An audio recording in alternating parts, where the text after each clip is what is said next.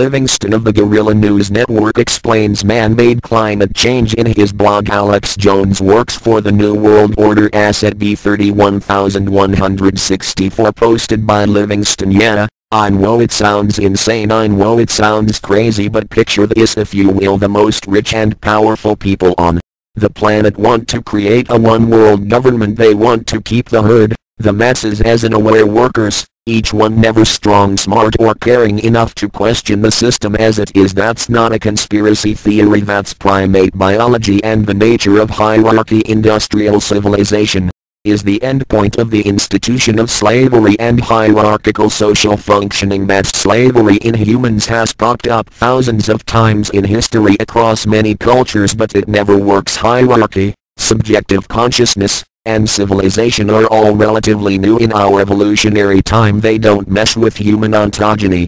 Too many years in hunter-gatherer groups, the rich and elite think the masses must never be allowed to unite, which is easy under normal conditions. But what if a threat came along, one on a global level that threatened billions of people around the world all at once? But it's a new kind of threat. We evolved our fear responses to act quickly to obvious harm. A snake, a spider, a branch breaks in the night behind us. We haven't learned to truly perceive a threat like this. But if the empirical skilled science types merged with the emotive folks, novel emergent trends in perception drive a global cultural shift. You'd have to discredit that, right? Climate change. And how do you keep the masses scared? Terrorism. But how do you keep the masses from thinking that the people who think the elites are behind the making of a global governance are crazy? They need a spokesperson, someone whose voice was strong and loud, someone who was ranting and pointing his fingers, someone who seemed to feel the same, someone prepared to lead the way. The elite noticed some trends from human sociobiology and conscious evolution. There are two parts to achieving true human perception of the world: an analytical science and a receptive art. When environmental circumstances shift and require a revolution, who were the first individuals to push for radical change? The emo kids, the receptive ones. So convince the world that your generation of revolutionaries are crazy by putting in place someone with a bad temper and off-the-wall speculative ideas, conspiracy theories, and at the same time you convince that group, the most receptive ones, that climate change is a hoax, so that they won't be able to push a revolution. No one will believe the crazies who deny climate change. Why should we believe in the NWO when they were too retarded to understand climate change?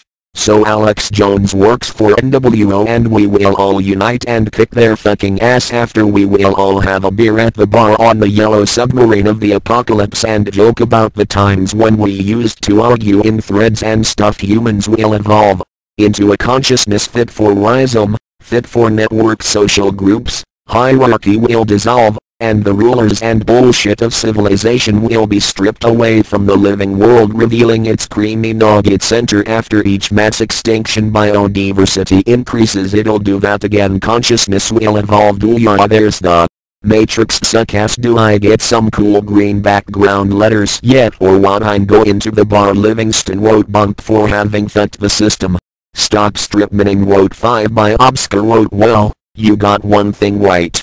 He's annoying and he's okay, yeah, he's really annoying and belligerent.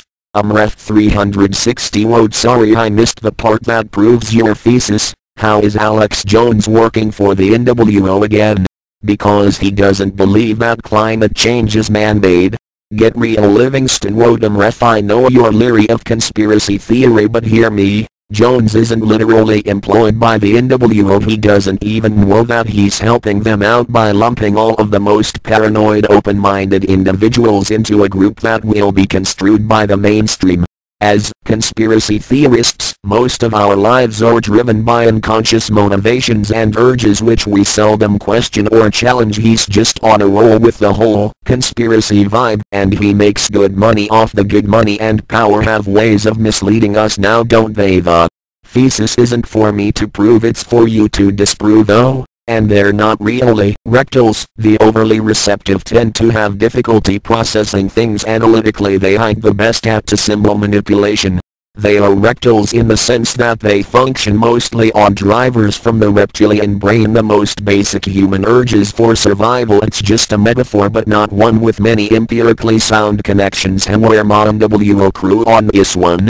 Livingston wrote, it is possible that Jones was placed by the NWO to keep the emo-paranoid freaks discredited, though, by separating them from science you never know. He is from Texas, Remarcus wrote, well shit, that explains everything.